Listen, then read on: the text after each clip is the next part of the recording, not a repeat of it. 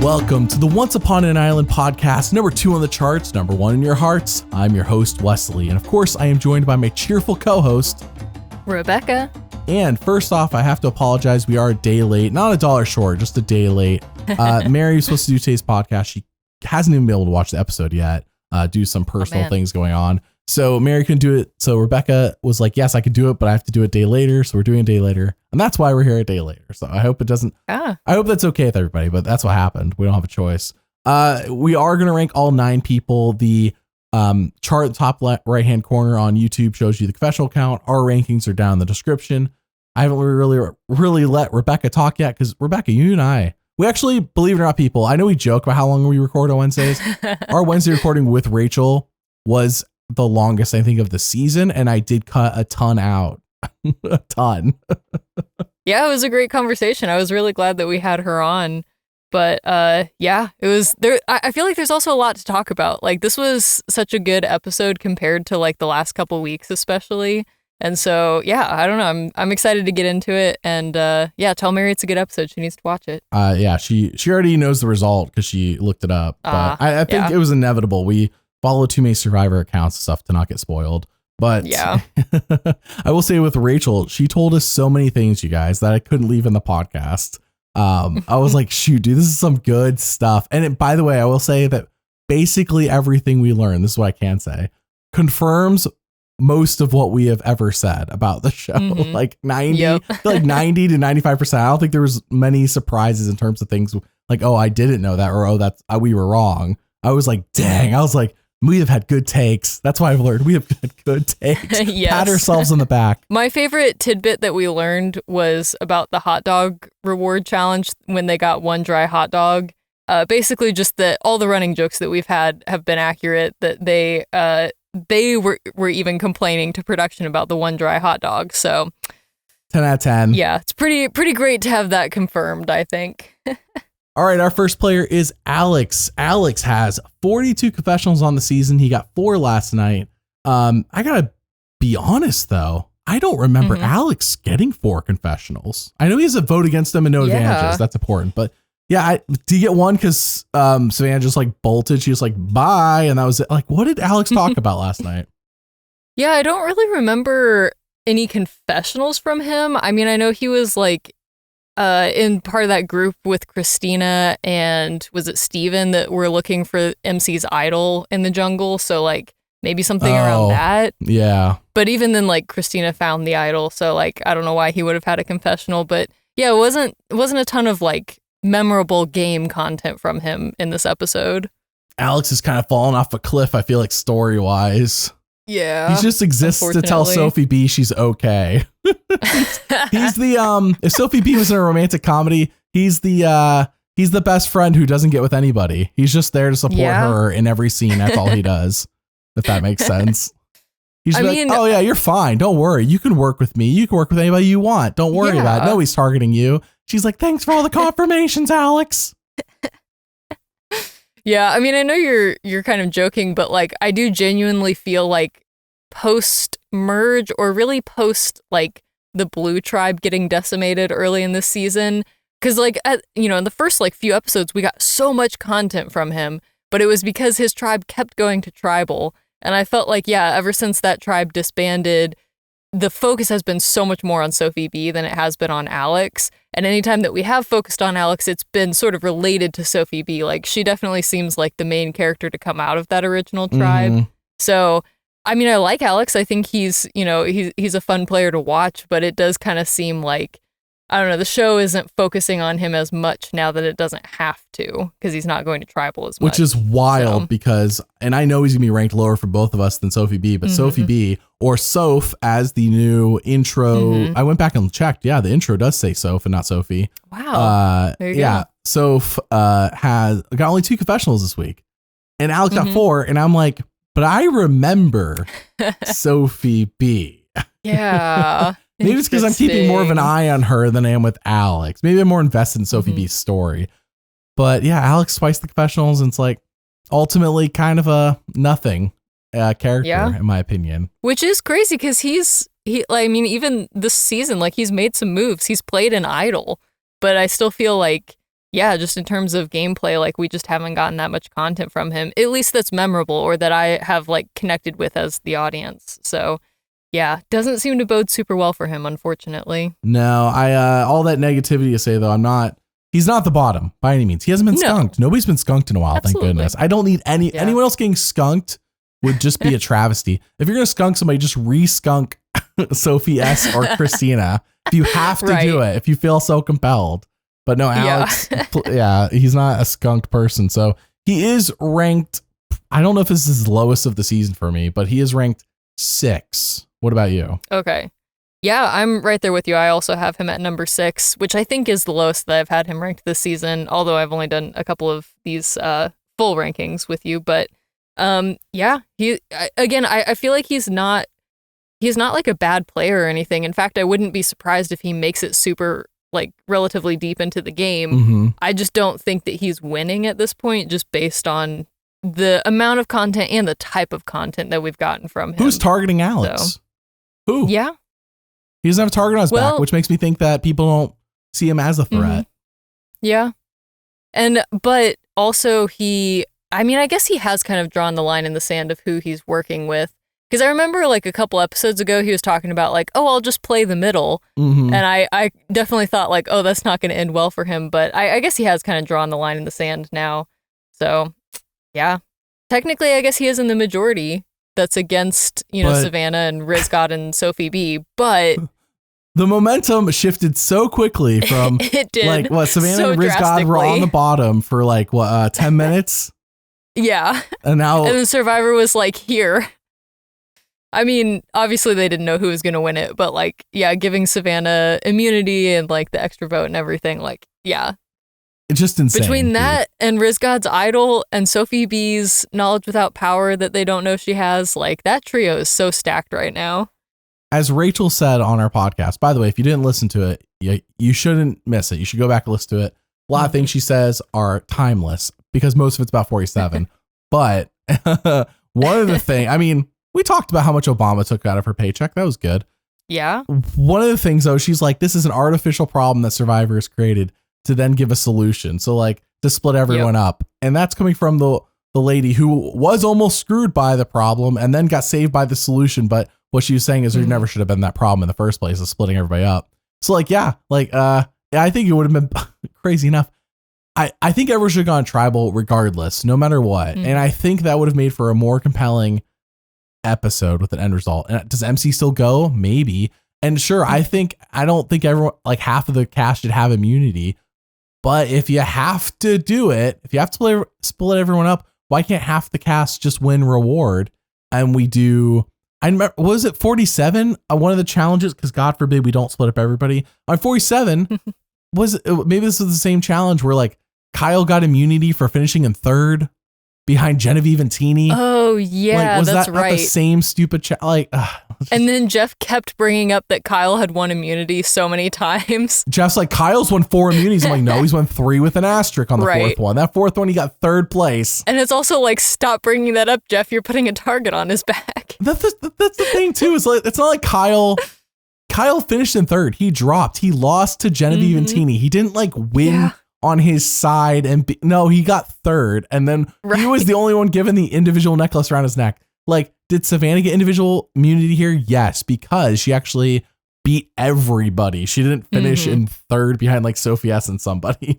Yeah, she totally earned that. Like, yeah. Yeah, no, Savannah earned it. So anyways, in terms of Alex, which is who we're talking about right now, kind of a nothing character who feels like a support for Sophi B. Number 6 for both of us. Yeah. All right. Our next player is, let's see here. Jawan. Jawan has 1 vote against him. No advantages. And I feel like he's moved up in the world. He got 7 confessionals, his most of any episode so far. He's at 33 total. And I'm going to say this because I know you're higher on him than I am. Jawan, I feel like he's being set up for a vote off here. We've already established this season that Savannah wants him gone. He's touched her stuff like 2 or 3 times. She smiled he and got seethed. ants in her bag. Yeah. Right. She smiled and seethed long enough. Jawan, I think Jawan's gone this next week. For real. I think he's done. Yeah. What do you think about Jawan? You have him higher than I do, though. Yeah. So I have him pretty high right now. I don't know if I think that he's gone next week, but I do. Basically, here's what I think is happening. I think that he's been so set up as Savannah's nemesis that it's going to end in like a head-to-head battle between the two of them. And so I would not be shocked if Jawan ends up being the one who loses that battle. I'd be shocked if Savannah lost that battle. I mean, yeah. Like if again, this is why I don't think it's happening next week. Like I think this is a couple weeks down the road. Mm-hmm. But yeah, just like I don't know, because Jawan's been the one who's been pushing the narrative of like the horror movie motif that they've really been leaning into this whole season. And so yeah, I think I mentioned this on our last podcast, but like Jawan seems like he might be either he's going to get killed by the horror movie villain, which is quite a possibility, or he could be the final girl. He could be the one who, you know, survives the monster and lives to tell the tale. And the screaming white all girl of his at the end of the friends movie. die. I feel like that's the trope. That's the trope. It's the screaming white girl.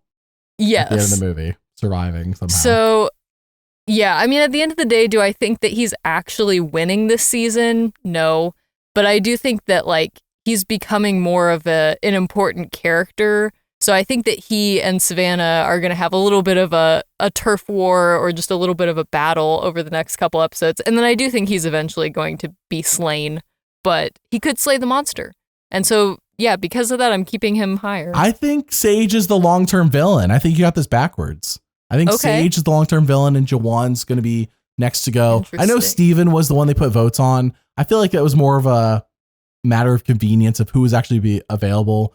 Was Jawan, I forget, was Jawan in the group that could have been voted for? Like, this is so screwy. I gotta look at who voted. I don't think was he in the wrong, which group was he in? Jawan did vote for MC. So he was in the group. He was available, but they voted off MC. Sorry, Steven got votes in the Nate vote. That was the one Steven got votes for. Right. MC was voted off. It was going to be Sophie S. But if Savannah and Rizgod hold to their, like, why are we getting rid of Sophie S? I think somebody like Jawan could be out the door, could be gone. Well, here's the other thing too, is that, because yeah, when Steven, if I recall correctly, when Steven got votes during the Nate vote, I think a lot of the reason for that was because he had done so well in challenges. So right now, I mean, you've got Steven, you've got Sophie S. Like, these players, I feel like, are more prominent than Jawan. Like, they're going to be bigger targets. Now, that being said, I understand, like, Savannah does have a personal vendetta against Jawan, so that's not great for him. Right. But if you, I don't know, just like looking at it objectively, I feel like there's just so many bigger targets right now in the tribe than Jawan. And I think that's kind of why Jawan stuck around for so long, because they even, you know, I think they, like, Rizgod and Savannah, I think, had conversations about this at some point early on where they were like, yeah, Jawan's super annoying, but, like, he's not really a threat, you know? So, yeah, I don't know. I don't actually think that he's going to win, but I do think, I don't know, I think he's a main character. I think he's going to make it pretty far. Well, we'll find out next week. I'm not saying for sure he's gone next week, but I feel like he's gone sooner than Sage, for example. Sophie S, I know, was on the table because she won immunity last week, and then this week she got second. You know, only by sheer will of being the Grim Reaper did Savannah stop Sophie S from a second win. But in my opinion, I think Jawan they set it up. He's going to go. He's not beating Savannah. He has to. I'm not saying Savannah has to win, but I'm saying Jawan doesn't win because of Savannah's rivalry with him. It's been kind of a one-sided rivalry too. Like, if she were to lose Jawan, that would be narratively confusing. It reminds me again, and I compared her to him before. And I think it's been like maybe a couple people disagreed, but I didn't see anybody else really disagreeing. So a vocal minority on this one. But I think, like, the comparisons between her and Russell Hantz are very valid in terms of not who they are as a person as much, because Russell Hantz, no one's matched Russell Hantz's insanity. Right. But Savannah had so Russell Hantz had a one-way rivalry with Boston Rob up until like episode 5, and he talks to Boston Rob. He's like, "Hey, I'm coming after you," and Boston Rob's like, "I'm coming after you too." But Russell Hantz won that. But for like 4 episodes, Russell Hantz was not smiling, just seething, because he didn't smile. He just seethed. Right. He just seethed. He's like, everybody likes Boston Rob, Boston Rob, and, and Heroes vs. Villains. Then eventually him and Boston Rob decided that, to actually talk and go at it. But anyways, my point here is like, I'm not sure if she'll ever actually tell Jawan I'm against you. Sage and Shannon didn't even know. Sage was seething and she won. I feel like that's kind of the narrative when you set up somebody who has a one-way rivalry. But then again, because look at Katura and Bruce. Katura was on the aggressive side of the one-way rivalry and she won. Yeah. Many would say we all lost, but I was going to say, winning is such a strong term in that situation. She survived longer than Bruce. She outlasted him. Russell Hanson, outlasted, right. I would say outwitted or outplayed. Outlasted. No, outlasted. No. Same with Russell. And I mean, Boston Rob, he did outplay. He had to like trick Tyson and everything. But I do think that we were being set up for Savannah beating Jawan. I don't see Jawan beating Savannah. And therefore, Jawan, I think, is gone the next week or two. I don't think he's making finale. That's fair. Yeah, I agree. I do have Savannah ranked higher than Jawan. So I agree with that analysis. Jawan is ranked what for you? He is number 3. Number 7 for me. Ooh, quite low. That's quite a difference. Well, I just don't think he's like, okay, if we're ranking people based on likelihood of winning, I just don't think Jawan's even going to make Final Tribal to win. Sure. I just don't think he's going to sit there. I'm going to be honest. I think everyone outside of my top 2 has no shot at winning.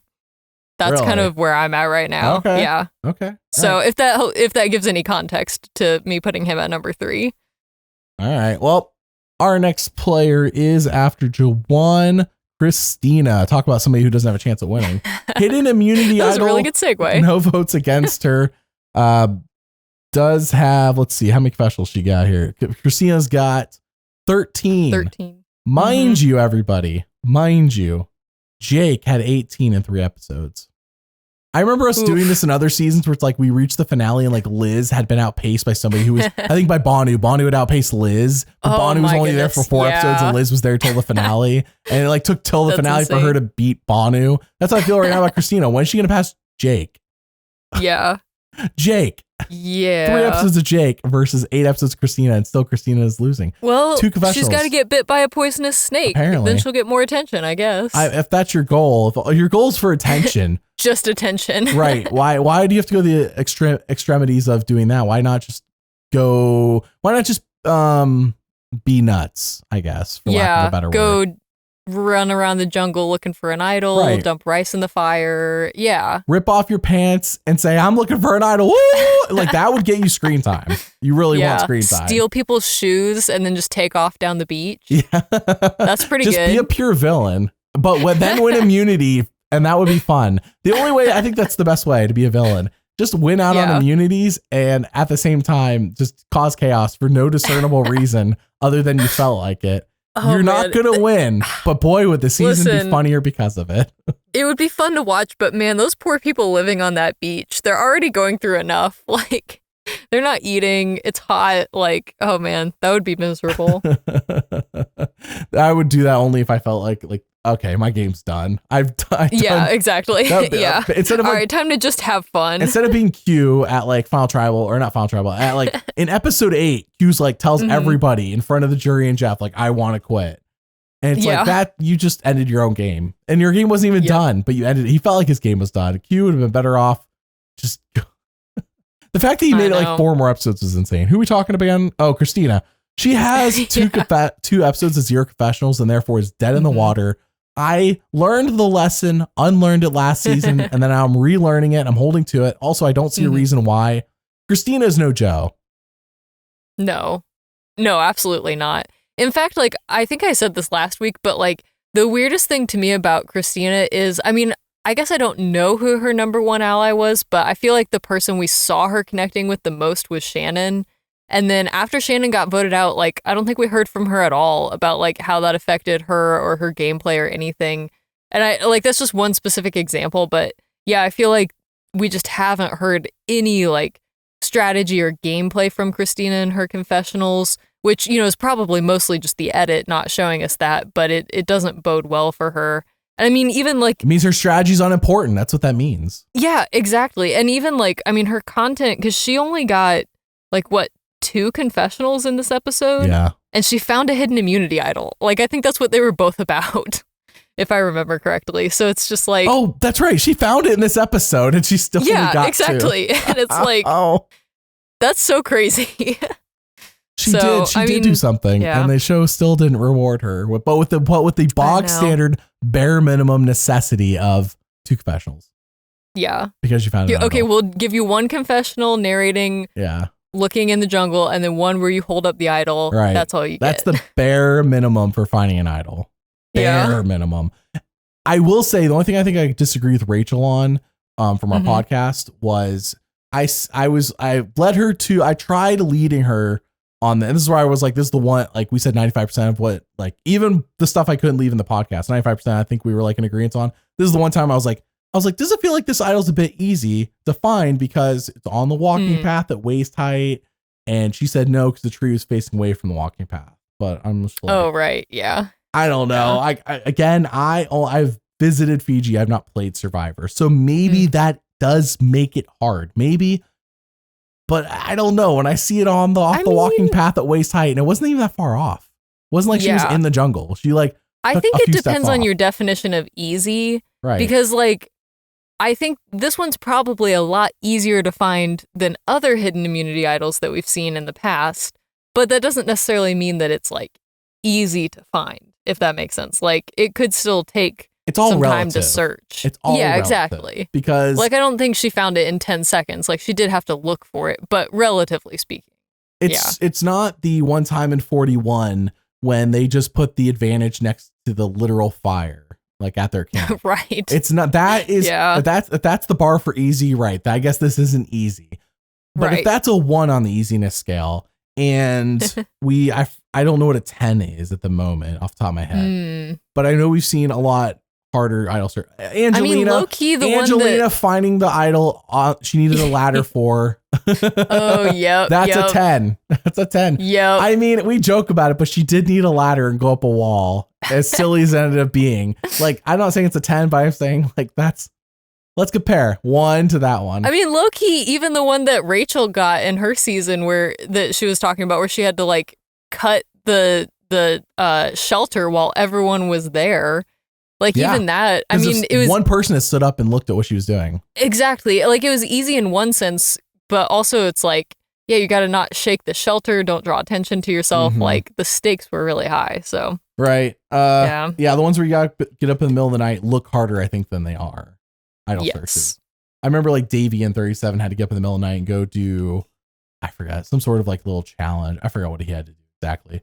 But there's been other times. I know Winners at War. It was like, go to the other camp and like, or maybe it was Island of the Idols. I forget. It was like, go to the other camp and steal their fire. Oh, that was Island of the Idols. Oh, right. It's like, yeah, that was a good one. Is that intense? Yes. Is it stupid? Absolutely. Is it hard? I mean, it does interrupt my sleep. Yeah. Right.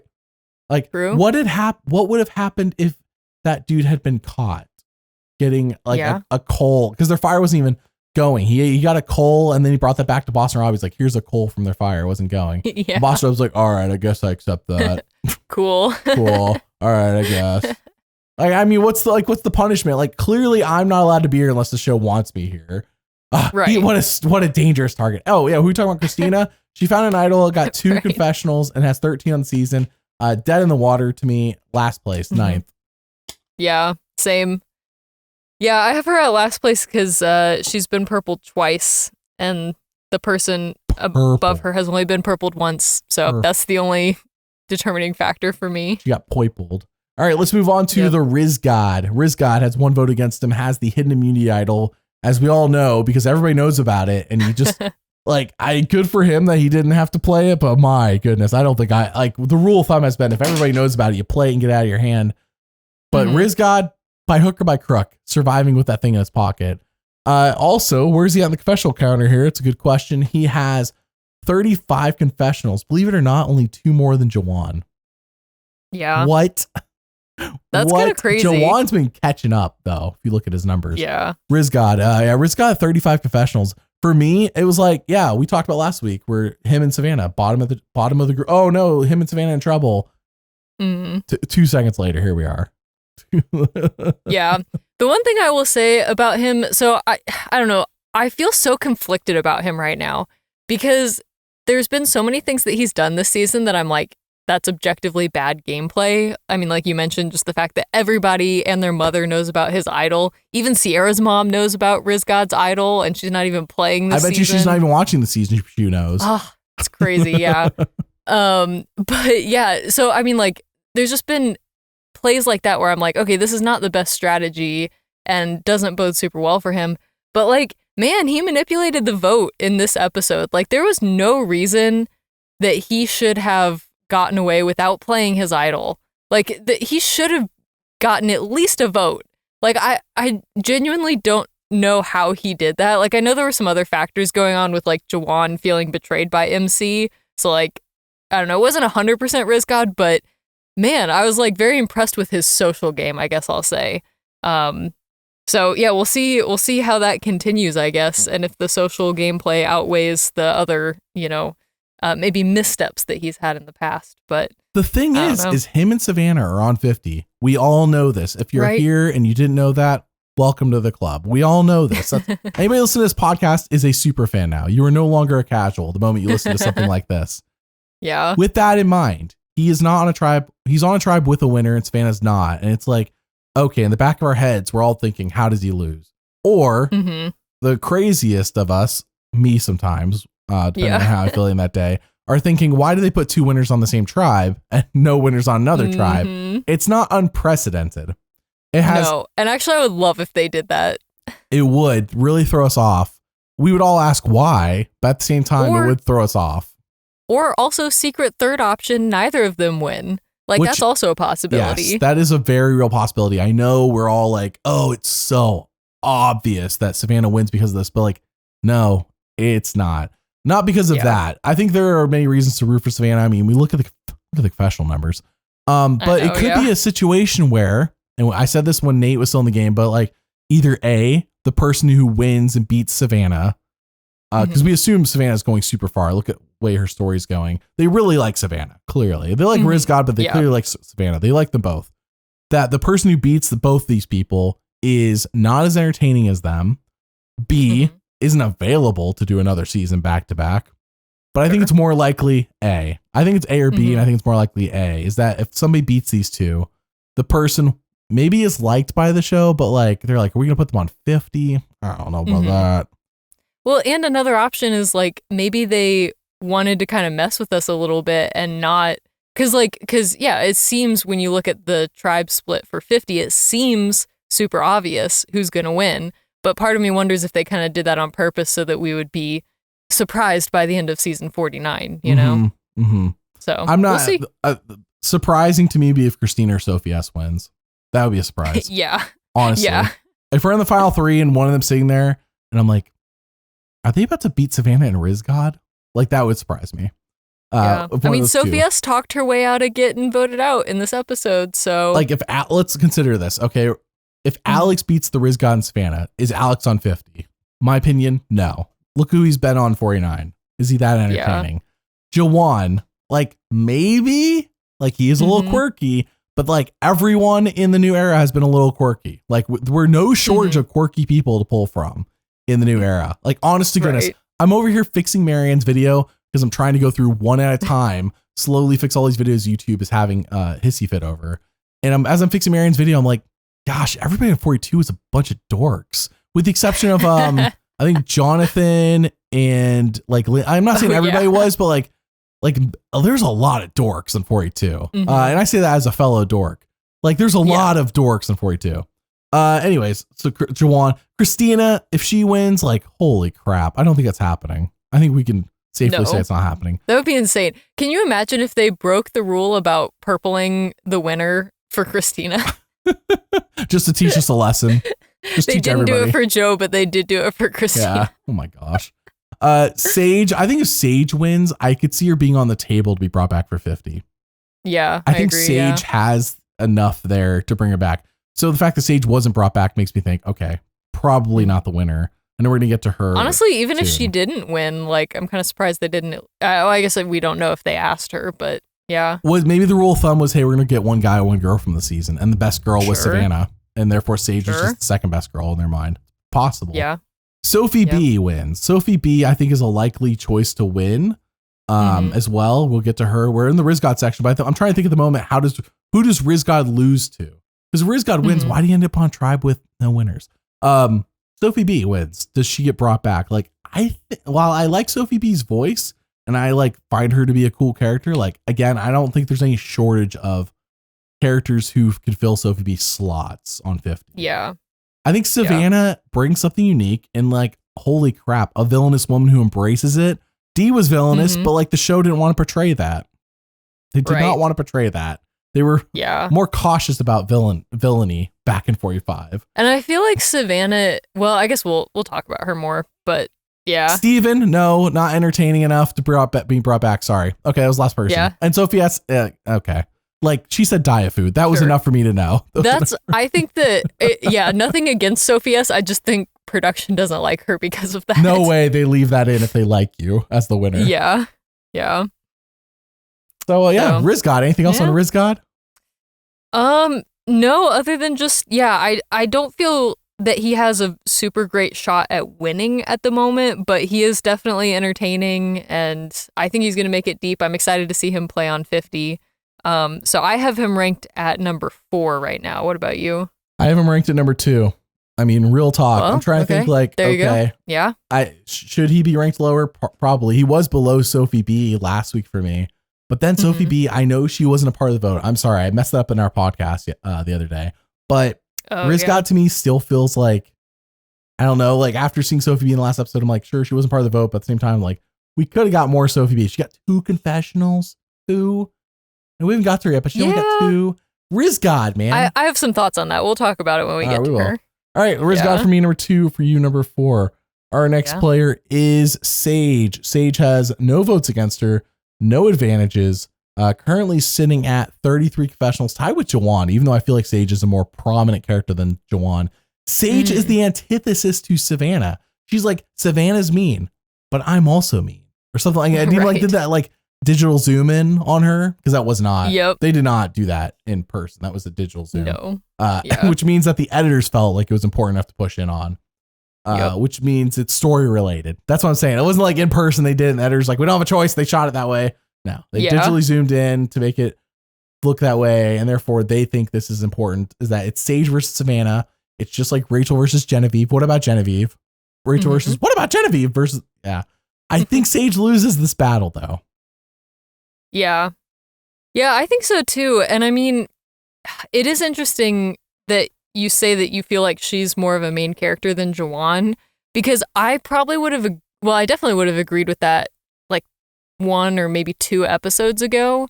But right now, I feel like it's kind of flipped a bit. I feel like Jawan is a bit more of a main character than Sage is. And I know the two of them are like working together and everything. So I don't know. It could just be, I mean, obviously I know Jawan went to tribal in this episode and Sage didn't. So that's got to be part of it. But I don't know. Yeah, I feel like at least in this episode, like we just didn't get much from Sage that I remember. I know that she does have plans to go after Savannah at some point, but like, I don't know. I feel like she's gotten a bit quieter, kind of like you were talking about with Sophi B. I feel like in this episode, Sage has kind of fallen into the background. She had 6 confessionals. But about what? Like, no way. She is there to be the antithesis to Savannah.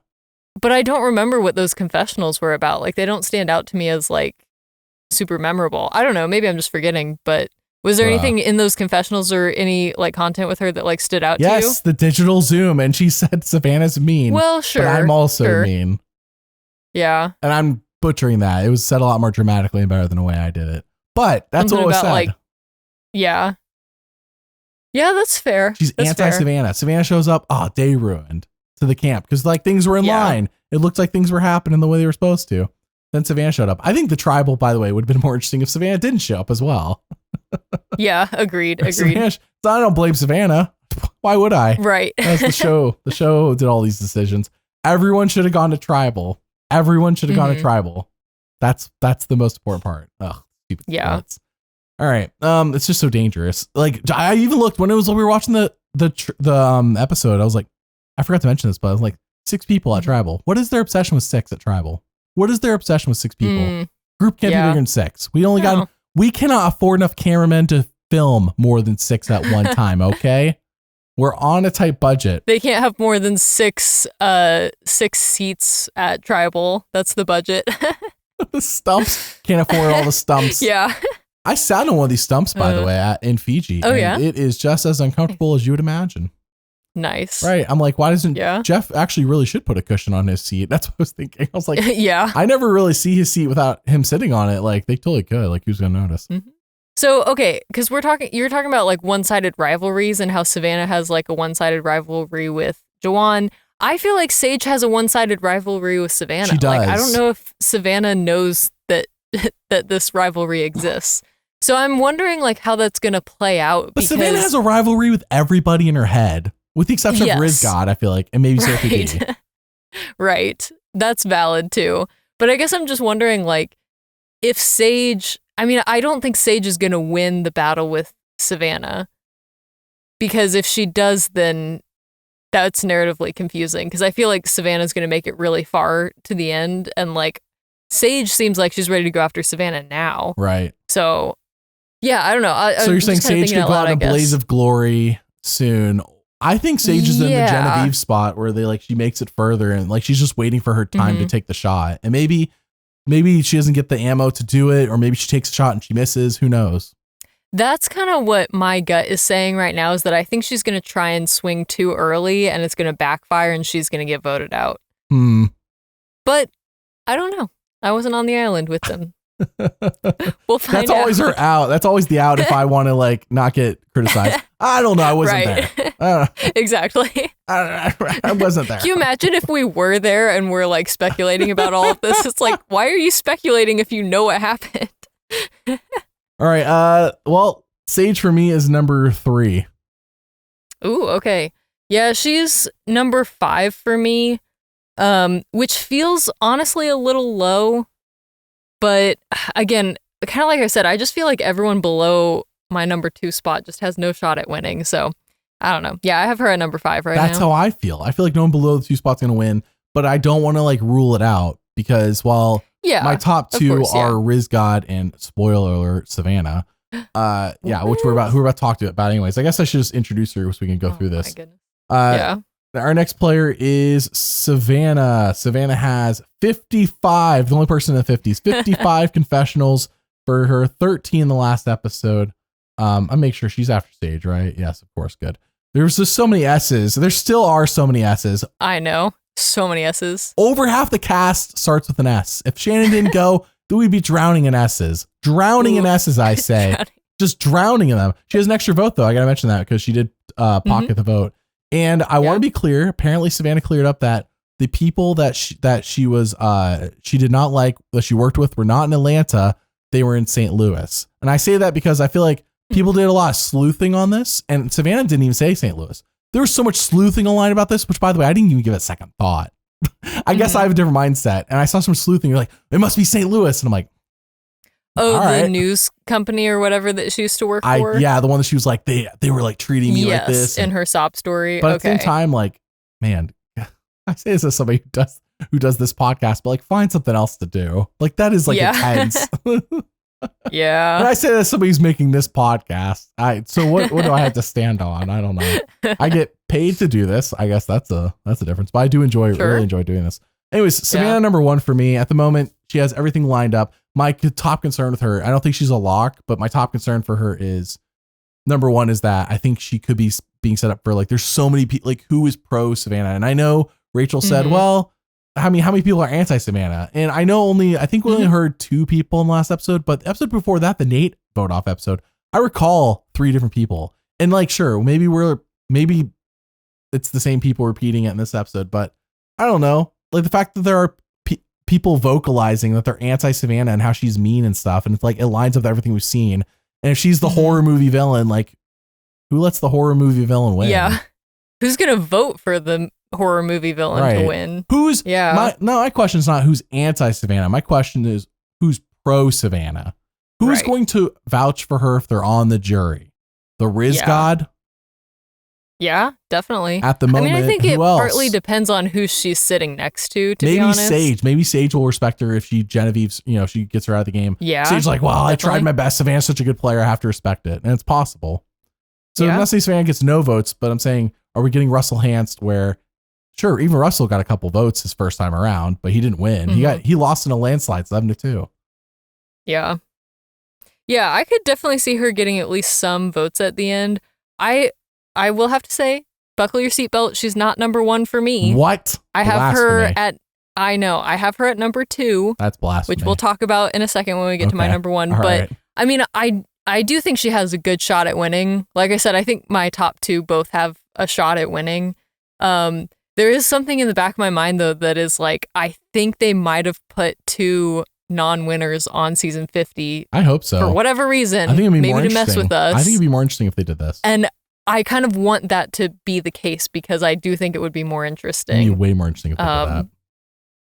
Yeah. Oh, tell me why you think this though. Tell me why you think this.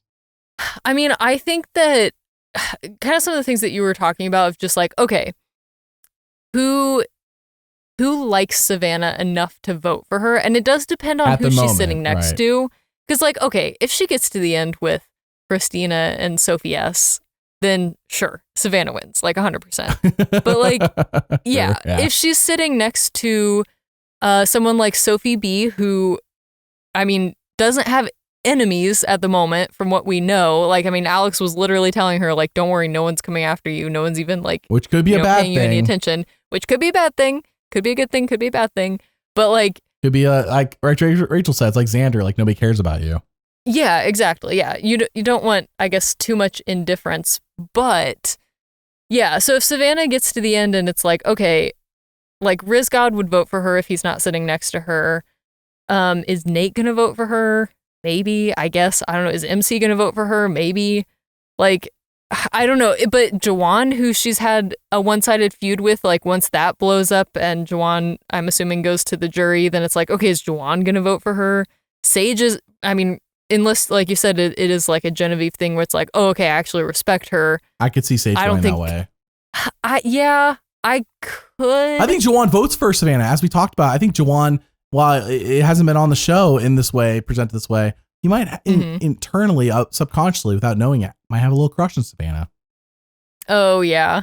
See? Yeah. That's why he kept touching her stuff. I don't know. I mean, I don't know how I feel about that theory. I don't know if we'll see. I think it would have been presented as that if it were true. I'm just theorizing. It's just a theory. Just a survivor theory. What was that one guy, like, I don't even remember which season this was, but he like fell in love with someone from across the, like during a challenge. Billy, dude, I literally, how you didn't even know this. I just made a video about Candace Woodcock. I just finished it today. I just posted on Patreon. That was a perfect segue to that, by the way. Not like that is on there right now. And I went through, because I made those Cook Islands videos so long ago, I actually went through and recut so much stuff on Cook Islands. Like, so it's like it's nothing like the other Cook Islands videos. I mean, it's the same season, but anyways, like nothing copy and pasted. Like I went through and just recut the Billy Candace stuff completely and like included his final words. It's so funny. Like, because he confessed that. And then in his final words, he's like, man, after this game, I hope to hook up with Candace. And he's like, I can't wait. I didn't even come here for $1 million. I came, as it turns out, I didn't even want $1 million. I wanted love, and I found it in Candace. And then I wanted 1 million hearts. Yeah. No, he just wanted Candace's heart. Who didn't that season, by the way? I'll get to that here in a second. Who are we talking about right now? Savannah. This relates, I'm sure. Yeah. Anyways, so he says that, and then I cut to in the video, I cut to the day after the episode airs, so like 4 months later. Oh no! And when he's on CBS, and they're like asking about him and Kenny, he's like, "Oh yeah, you know." It's so funny because it's like clearly his head has been cleared in the past 4 months. In terms of Candace, though, I did not realize this until I went back and worked on her video. But in essence, there was 4 different people who had interactions with her on a lustful level of some way. Billy, we all know. Adam, I mean, she was kissing Adam like 4 or 5 times that we saw.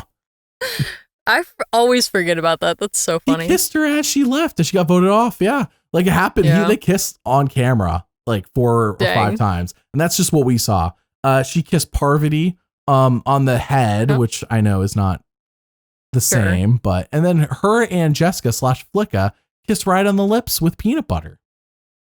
Oh. 4 different wow. people. I'm like, that seems like that was probably more about the peanut butter though. Candace said, this peanut butter's got me feeling so good that I'm in love with everybody right now. If anybody, and Billy wasn't there, if anybody wants to kiss me, now's their chance. Yeah, no, that's important context. Yeah. Right, because Billy would have taken her up on it and it would have been totally different. Imagine if Billy was there. She's like, anyone but Billy.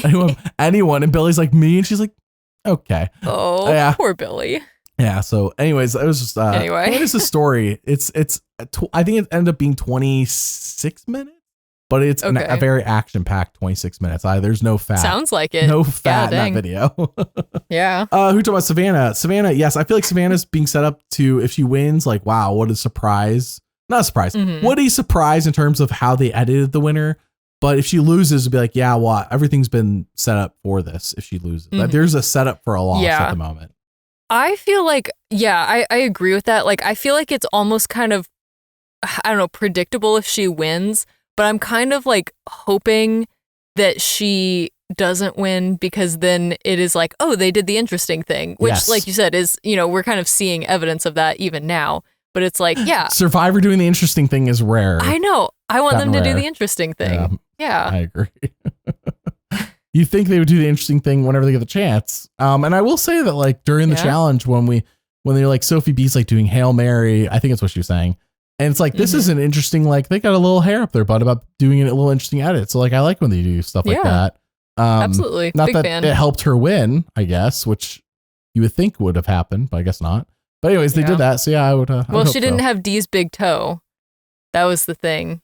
Remember though, Jeff has said, he hasn't said this in a couple years now, but he used to say all the time, and we talked about and joked about it, there's no such thing as a winner's edit. Yeah. Come on now, Jeff, stop lying. LOL. And I have like literal video evidence of him saying the opposite like twice. Like, Jeff, stop contradicting yourself. There is a winner's edit. Awesome. Savannah has a lot of them, but she also has a lot of negatives, which is not as usual in the new era for a winner to have a lot of negatives. Like Gabler had them, but they were basically gone after the merge, and we are post merge. Savannah still has negatives. In fact, if anything, they've been amplified by people saying, I don't like Savannah, she's mean. Right. Yep. Which we didn't really get the first half of the season. We got her being mean, but like in confessional mostly. Mm-hmm. Yeah. Yeah. Which I think you talked about. Yeah. It was just like in private. Yeah, absolutely. Yep. And I know Mary pointed out too, she's like, yeah, but she's doing it confessional. It's like, yeah, that's what Russell needed to do when he would have won if he had just kept it to confessionals. But here's the thing. I said this during Russell's video, and I'll say it again here because it's relevant. You can say all the mean stuff you want in confessionals. You are actually thinking these things though, and it's probably affecting how you're treating people, whether you realize it or not. People recognize this stuff unless they're morons. Right. Like, if somebody doesn't like me or somebody doesn't like you, Rebekah, I think we would recognize that in an interaction, in-person interaction. Like, this person doesn't really like me. It doesn't feel like we have a genuine connection here. So even if they're not being mean to me, I can tell somebody's connecting with me. Yeah. I mean, I'd be curious to see like how that plays out in Survivor, particularly in the new era of Survivor, because I feel like there is maybe more like incentive for people to at least have a facade that you're getting along, if that makes sense. Like, I don't know. I feel like people try and maybe hide their emotions more on this show than they do in real life, which, I mean, you get to a certain point, it's like, all right, I haven't slept or eaten in a week, so, it's only so much you can do to like hide that stuff. But this is why the longer seasons were better, because they allowed more time for people to get upset with each other. Exactly. Yeah. Yes. Yeah. Well, let's move on. Savannah, number 1 for me, number 2 for you. So I'm assuming this is who your number 1 is. Sophi B. Sophi B has 40 confessionals. I got 2 last night or whatever, 2 days ago. I keep saying last night because I'm used to saying that. 2 days ago. Sophi B has 40 confessionals. Currently sitting on knowledge is power, which I almost forgot about, and only has 1 vote against her. What do you think about? Why do you have Sophi B ranked 1? Get real. Yeah, I feel really great about Sophi B. I mean, again, like, to some extent, I almost feel like it's a coin flip between her and Savannah at this point. But I think she's in such a great position. Like, she doesn't have enemies. She doesn't have anyone who's coming after her. which, like we said, could be a good thing, could be a bad thing that like, she's not being perceived as a threat. Again, it kind of depends on who she's going to end up sitting next to in Final Tribal, but she's made so many smart plays that we've seen this season, particularly with her knowledge is power. No one knows that she has this, even her closest allies, True. Which is great. I mean, yeah, it just puts her in a really good position. Everyone knows about Rizgod's idol, so she could always steal that if she needs to. And yeah, I don't know. I just think like, I don't know. She's in a good like power trio, but also seems like the other alliance would be willing and open to working with her if needed. And yeah, I don't know. She's got a great underdog story. That's another big part of it. Like she gets to the end, it's like, hey, I survived this tribe that was just absolutely decimated at the beginning. So I don't know. There's a lot of positives with her. Do I feel confident 100% that she's going to win this season? No, but there's just so much going in her favor right now. And even like this episode where she didn't get a ton of focus, I mean, she didn't go to tribal. So it's like, okay, yeah, that makes sense that she didn't get much focus, but she still got like enough content with the whole like conversation with Alex and different things that I'm like, I don't know, the show's not trying to get us to forget about her. She's definitely still present, even though she's not like, going to tribal or like we don't have to have content about her. So I feel really good about her. That's why I have her at number 1. But what about you? What do you think about her? I think even though I have her ranked at 4, I truly think that if somebody wins this season and it's not Savannah or the Rizgod and they weren't asked back for 50, it's probably Sophi B. To me, it makes she fits the bill. She fits the bill of good. We like her. And the storytelling likes her. The edit likes her. Clearly, like I don't think anything negative has been said about her to my recollection over 8 episodes. But I don't think so. And she has been prevalent and she's still a main character of sorts. And I wish she had gone to tribal this week. That might have helped a little bit with her content this week because it didn't feel like I really got too much from her. But I do think that if let's say somebody beats Savannah and the Rizgod and is not asked back for 50, it's probably Sophi B. So I probably should rank her higher than 4th. Right now she's 4th. I mean, I've had her like at 3 all season. I had her at 2, I think once. But like, I don't know. It's just hard for me to ignore what I know is fact in terms of who's on 50 and what the tribe divisions are. And I truly wish none of us knew. I really wish, I wish we knew, like, it's okay with me knowing the tribe divisions. I really wish we didn't know who those 2 people were. And I don't blame that for leaking. Why would I? Like that Survivor news getting leaked when they did it, even though they're so protective of their production secrets but then at the same time, they do things where it's like, they know everyone's going to find this out. This is not like they knew this was going to leak. It leaks every single time there is a season, let alone a returnee season on I knew like the tribe divisions for 43 and 44 beforehand. I'm like, I don't even know who these people are. Right. But I knew who was on which tribe. Like part of me, that is why I'm hoping that Survivor is, again, doing the interesting thing and knowing that was going to leak and knowing what we were going to think about that and all the speculation and everything that they chose to not put a winner on 50 from this season. Could be wrong, but that's my hope. And maybe, I don't know, maybe I shouldn't have hope, but I don't know. I want them to have done the interesting thing. As Russell Hantz said, keep the hope alive. You lost, but keep it alive. Listen. Sophi B though, she's good. She's in solid. It hasn't, I mean, even when she has I don't know. She's there and she's in a positive spot and she's aligned with either side, really. I don't think she's being targeted. I think she could flip to whatever side she wants next week.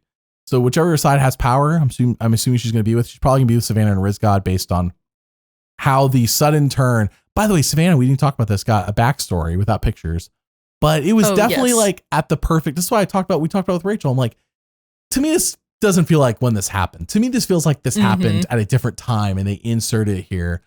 Narrative for a narrative storytelling. Survivor season, Survivor's a story to show Savannah's everything's going to turn around for Savannah. And here's the moment. And you should feel good about it because of here's her sad backstory. What was I saying? Oh yeah. Sophi B. Yeah. I could see her winning and just not being asked back for 50 because she didn't bring anything that the show was like, we have to bring this person back for 50, which is why I hope we do another returnee season. I don't know if it's happening for 52. I mean, it's only November, and I think that by the time they actually confirm what they're doing, I think it's usually February. But I would assume if there was rumors of 52 being returnee season, it would already be out there. Not knowing who's on it, but it would be out there in terms of the casting. But you never know. I'm hoping that like 52 or 54, because it's always the spring season is a returnee season. Yeah, we could always start a rumor. Just of whatever we can. I don't like to start rumors, but I will say that I would like to perpetuate the thought and perpetuate the idea and have other people spread it online. But I don't want it to be a rumor. I want it to be just like, here's what we want. And but then again, I guess we should say we don't want it, because Jeff has explicitly said in his podcast multiple times this season that he didn't do what the fans wanted, which is so hilarious. I guess he's like, no, for 49, this is my season. This one's for me. Right. 50 is in the hands of the fans. Last season, right? 50 is in the hands of the fans. That's the season I'm listening to you on. But 49, that's my season. Anyways, he said multiple times, he's like, it's not because of the fans, because and like explicitly been like anti-fans.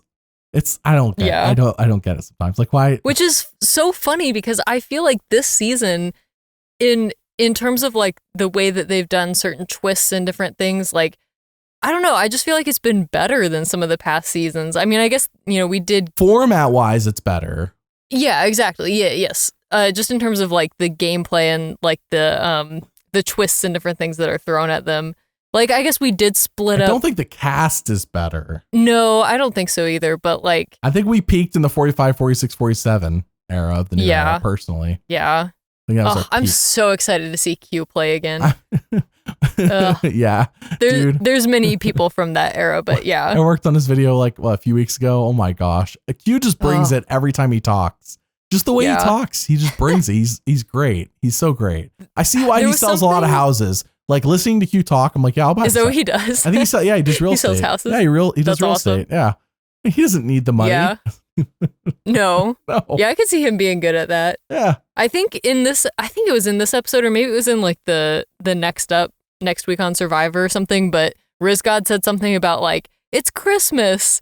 And I was just thinking like, I can't wait for Q to cancel his Christmas. It's going to be so good. I'm so excited. I know, honestly, that's my Christmas wish. I probably should cancel it though. My Christmas wish is that Q makes it to Final Tribal. I don't care if he wins. Yes. I just want him to make it far enough to be there. So he's there all season. Do you think he's going to try and quit season 50?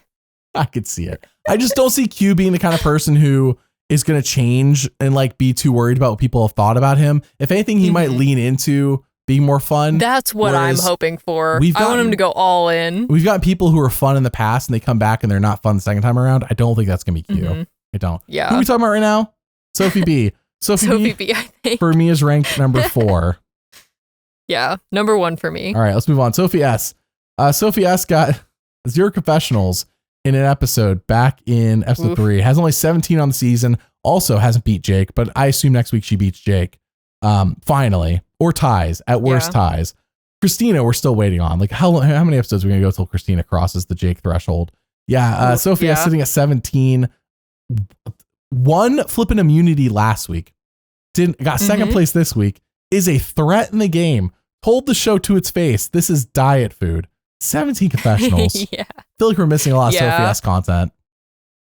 It's so unfortunate. And like, part of me wonders, is it just because of that one comment about the reward, or is there something else that's going to happen? Like, because I genuinely don't know why the show seems to not like her, like so much. For someone who seems to be important, yes. Yeah, and she seems like a good player too. And there's nothing about her that I'm like, as a viewer, I don't find her annoying. Like, there's nothing that I can see from watching the show other than just that one comment that she made about the fruit reward. It's like, man, the show really hated that comment, I guess. Really got under Jeff's skin. Really got under his skin. Yeah. Sophie S, I think it's kind of like, I know, I don't want to go on. We've been blabbering enough during enough of these people segments. Sophie S, real talk, number 8 for you too, right?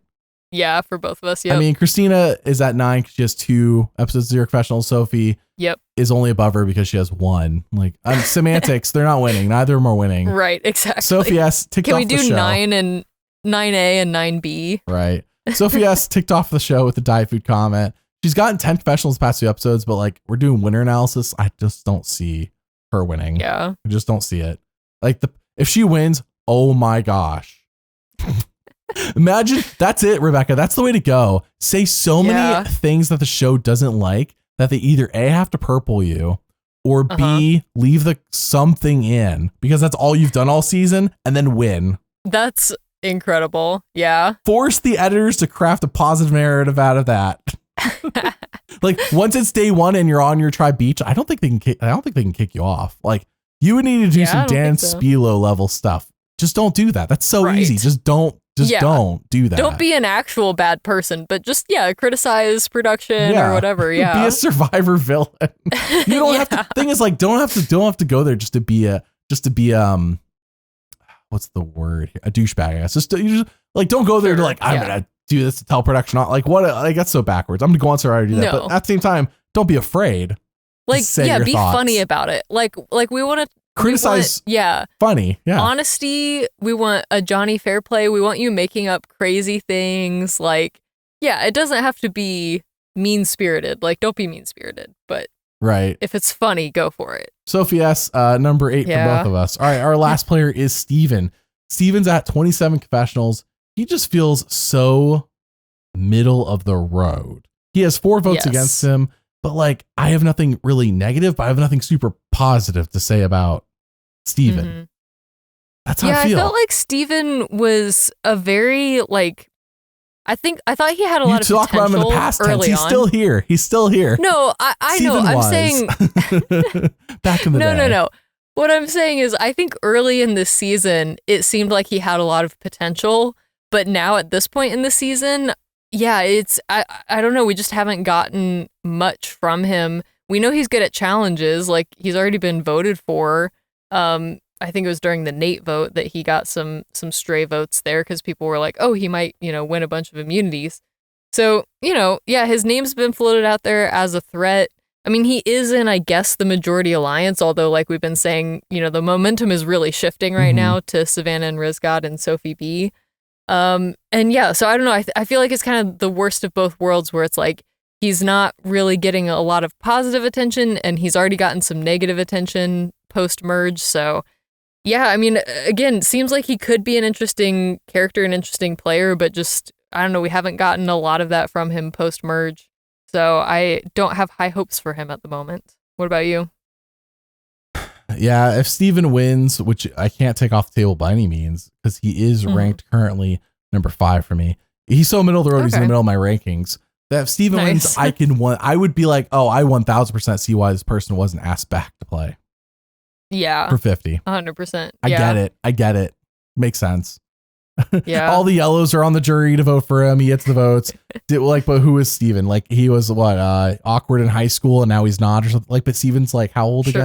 Remember that was like his storyline? He's 35. Like high school was literally half his life ago. Right. Yeah. That's crazy. Yeah. Yeah. I have him a little below middle of the road. So I have him at number 7. But I mean, he could maybe be a little higher for me. Like I just agree with you. I think that he is just a very middle of the road player. I don't think it's outside of the realm of possibility that he wins, but I don't know. Yeah, I just kind of doubt it at this point. Yeah, Steven, his closest ally was MC and she's gone. True. Yeah, that's a really good point. Yep. That's right. Well, Steven, that's where we have them both ranked. Sorry for the tangents, the side tangents, but that's what you get when Rebekah's on the winner analysis. I'm not sorry. Yeah. If I'm on here, it's going to be a rabbit trail episode. We know how this goes. Yeah. Next week, I hope, after I promised, I think multiple times, Mary will be back on winner analysis next week. So. Yes. Mary's much more locked in than I am with these, I feel like. Mary does not allow the goofing off. Mary's like, no. She'll let me goof, and then she's like, all right, let's get back on business. Yeah. Let's get down to business. Let's to defeat get the Huns. down to business. Yep. To defeat the Huns. All right, well, that's it for this week. Thank you all for listening. We'll see y'all next time. Bye.